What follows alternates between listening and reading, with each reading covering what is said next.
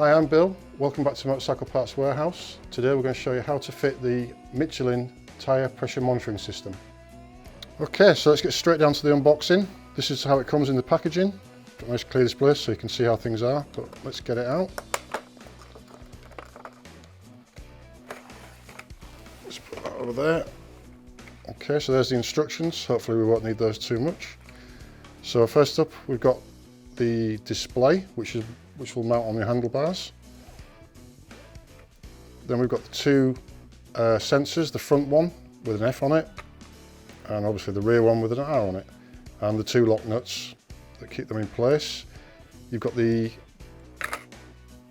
USB charger for inside your house, so that's every 3 months or so is the battery life on these, so you know, once a quarter you'll just need to pop it on charge. I pre-charged this one last night. It took about an hour to fully charge it up from flat. Then you've got your dock for your handlebars. This is magnetic, and it's also got 3M on the back, 3M double-sided tape on the back. Put that there for a moment. And then this is the locking tool for once you've got the lock nut on.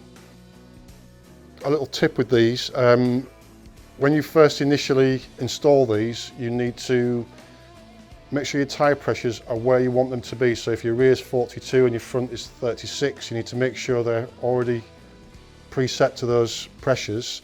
And then when you go for your first ride, the two sensors within 3 minutes with the wheel spinning will communicate with this, and that will basically set your datum as to what your tyre pressures will always be from then on.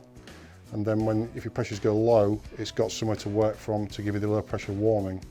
Okay, so next up we're going to fit the actual rear sensor. So the first thing to do is to remove the stock valve cap, like so.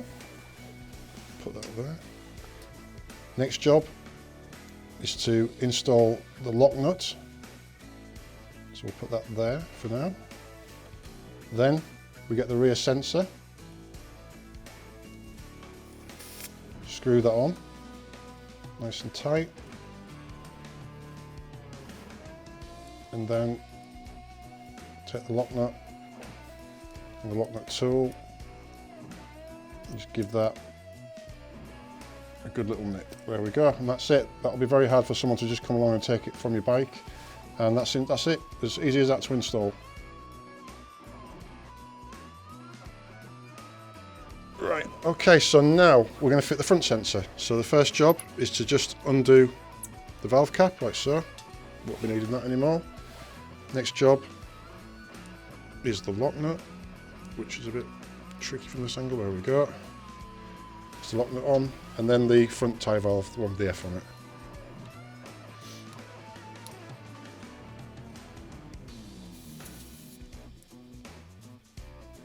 Make sure that's nice and tight, and then tighten up the lock nut, which hopefully I can do like that. There we go. And that's it, simple as that, both fitted. Okay, so we're just quickly going to run through the display. On the left hand side of the screen here, you can see that's the battery level display for the battery level of this. Here we've got the PSI. This is I spoke about. You can go from PSI to bar. That's quite a simple task. You go once, twice, 3 times in the dock, and it changes to bar. And then again, once, twice, 3 times. It's like magic. It goes back to PSI.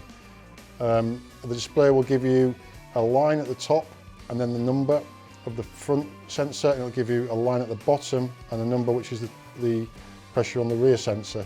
And then if you get an LED at the top here as a warning, that's your 15%. Second warning, 25% below pressure. And the same for the rear, you get an LED at the bottom, will light up to say 15% on the rear, 25% on the rear. And that's it, yes, so thank you for watching another video from Motorcycle Parts Warehouse. Remember to click the subscribe and like button below, and I'll see you next time.